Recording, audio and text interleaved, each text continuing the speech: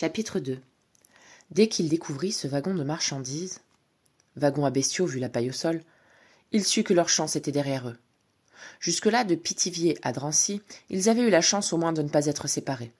Ils avaient vu, hélas, tous les autres, les malchanceux, partir les uns après les autres pour on ne sait où, et eux étaient restés ensemble.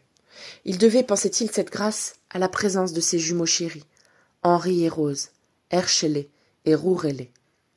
En vérité, les jumeaux s'étaient d'abord manifestés au pire instant, au printemps 1942. Était-ce le moment de mettre au monde un enfant juif? Pire, 2 enfants juifs d'un coup? Fallait-il les laisser naître ainsi sous une bonne étoile jaune? Pourtant, grâce à eux, il en était sûr, ils avaient passé Noël 42 au camp de Drancy, ensemble, toujours. Et même leur bonne étoile et l'administration juive du camp lui avaient trouvé un emploi. Il venait presque de terminer ses études de médecine, spécialité chirurgie, yeux, nez, gorge, oreille. Mais à Drancy, lui avait-on dit, il y avait beaucoup de médecins, beaucoup de malades aussi, c'est vrai. Partout où il y a des juifs, il y a beaucoup de médecins, et encore plus de malades. Mais comme 2 de leurs coiffeurs venaient de partir... Coiffeur? Va pour coiffeur. Il était inutile de couper les cheveux en 4 et de chercher à comprendre. Il n'y avait plus rien à comprendre. Tant qu'il y avait eu des gendarmes français pour les garder, il les avait coiffés.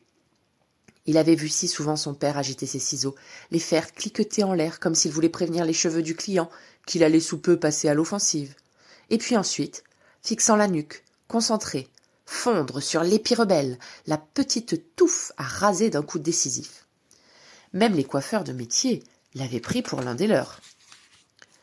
Mais quand les gendarmes nationaux furent remplacés par des verres de gris, il ne lui resta plus que les membres de l'administration et quelques internés qui faisaient appel à ses services. Clientèle relative et désespérée, à qui il fallait mentir et mentir. Mais oui, ça ira, ça va aller. Au printemps 42, oui, ils avaient failli les faire passer, sans savoir d'ailleurs qu'ils seraient 2. Mais son épouse, après réflexion, avait souhaité les garder. Elle avait fini par mettre au monde 2 petits êtres déjà juifs, déjà fichés, déjà classés, déjà recherchés, déjà traqués. Une fillette et un garçon, hurlant en chœur déjà comme s'ils savaient, comme s'ils comprenaient. « Ils ont les yeux de ton père !» décréta leur mère. Oui. Leurs premiers cris furent terribles. Seule leur mère, débordante de lait et d'espoir, sut les calmer. Ils cessèrent bientôt de hurler en chœur et enfin, confiants, continuèrent à téter en rêve. Dans cette petite et discrète clinique d'accouchement de la rue de Chabrol, au coin de la cité d'Hauteville, on leur proposa même de garder les enfants et de les confier à une famille sûre. Qu'est-ce qu'une famille sûre? Quelle famille, pour eux, peut être plus sûre que celle composée de leur propre mère et de leur propre père? S'était exclamée Dinah, tout en serrant ses jumeaux contre ses seins avec fierté. Elle qui, malgré les privations, malgré Drancy, était, disait-on, pourvue de lait pour 4. Elle débordait de lait, d'amour et de confiance. Dieu pouvait-il avoir donné la vie à ces 2 chérubins sans avoir l'intention de les aider à grandir? Et maintenant, cahotée dans ce train, elle était là sur la paille, serrant contre elle ses enfants, sans lait pour les nourrir. Drancy avait eu raison enfin de son lait, de sa confiance et de sa foi. Là, dans cette cohue, dans cette panique, dans ces cris, dans ces pleurs, le père, le mari, le faux coiffeur, le pas encore médecin, mais déjà le vrai juif, cherchait un endroit pour abriter sa famille. En observant ses compagnons de voyage, les dévisageant, il eut une illumination. Non, on n'emmenait pas ces vieillards, cet aveugle, ces enfants, ces jumeaux et les autres, non, on ne les emmenait pas travailler. On les expédiait loin d'ici. On ne voulait plus d'eux ici. Même marqués, même étoilés, même fichés, même emprisonnés, même privés de liberté, de tout et de tout. Même ainsi, on ne voulait plus d'eux. Alors on les expédiait. Mais où? Dans quel endroit de ce monde voulait-on d'eux? Quel pays était prêt à les accueillir? Quel pays les aurait volontiers reçus en ce mois de février 1943? Le problème n'était pas là. Dinah n'avait plus ou que très peu de lait. Drancy avait tari ses seins. Les rumeurs, le départ de ses parents à elle, puis de son père à lui. Ils étaient partis et depuis ils n'avaient plus donné signe de vie. Elle était écrasée au sol, là même où il y a peu, des vaches et des chevaux qu'on emmenait certainement vers un abattoir.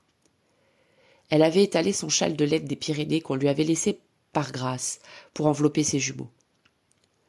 Le froid régnait, la guerre, la peur. Elle en berçait un, l'autre alors pleurait. Elle berçait l'autre, le premier grognait. C'étaient 2 beaux bébés, un garçon et une fille. Le choix du roi, leur répétait-on. Les plus beaux bébés du monde. Avec eux 2, vous voilà comblés pour la vie. Moi, j'ai eu 3 filles avant d'avoir mon garçon. Vous avez déjà les 2. Où sont-ils maintenant? Chacun y allait de ses souvenirs, de ses cris, de sa colère. L'abattement, l'exaspération. Une femme chantait en yiddish une berceuse. Dina comprenait le yiddish, mais affectait de ne pas le connaître. Que faire? Que faire? Se demandait l'ex-faux coiffeur.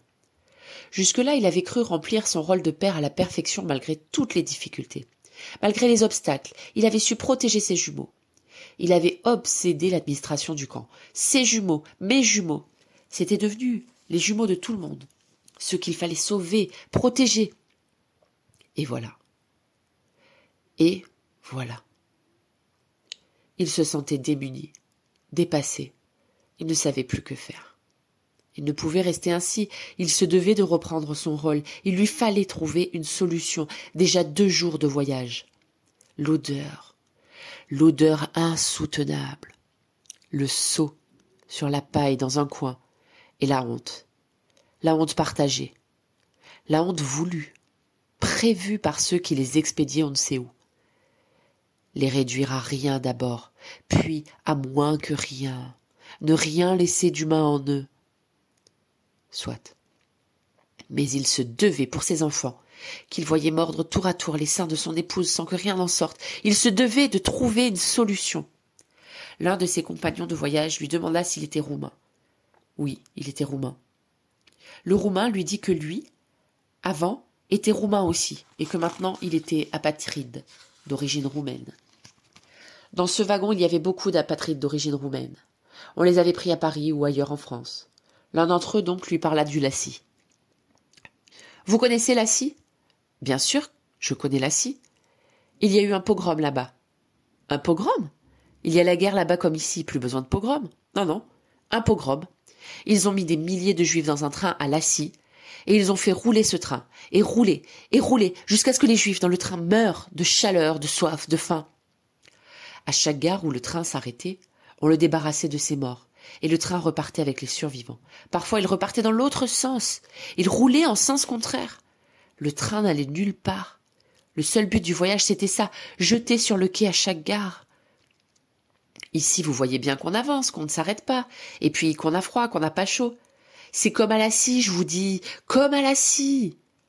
Depuis, à chaque arrêt du train en pleine voie, il craignait qu'on reparte dans l'autre sens. Qu'on s'arrête dans une gare et qu'on jette des wagons les mourants, les enfants, les vieillards. Il se mordait les mains. Que faire?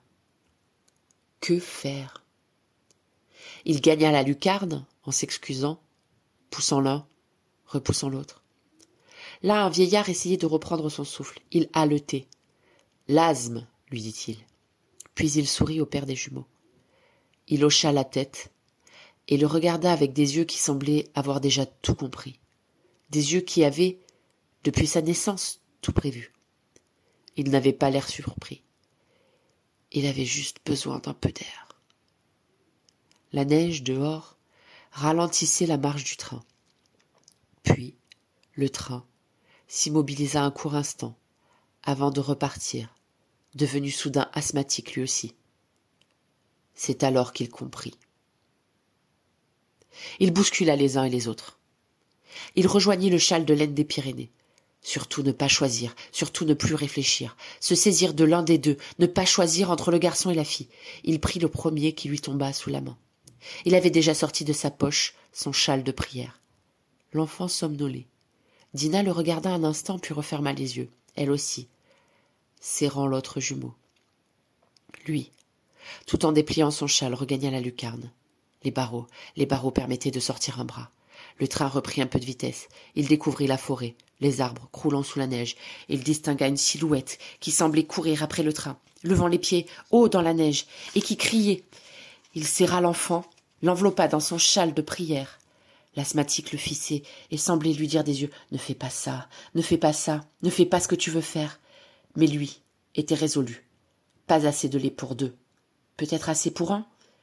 Fébrile, il souleva l'enfant enveloppé dans le châle. La tête passerait-elle? L'asthmatique alors lui dit en yiddish « Ne fais pas ça !» Mais le père le fixa et fit comme s'il ignorait totalement le yiddish. La tête passait, les épaules suivraient.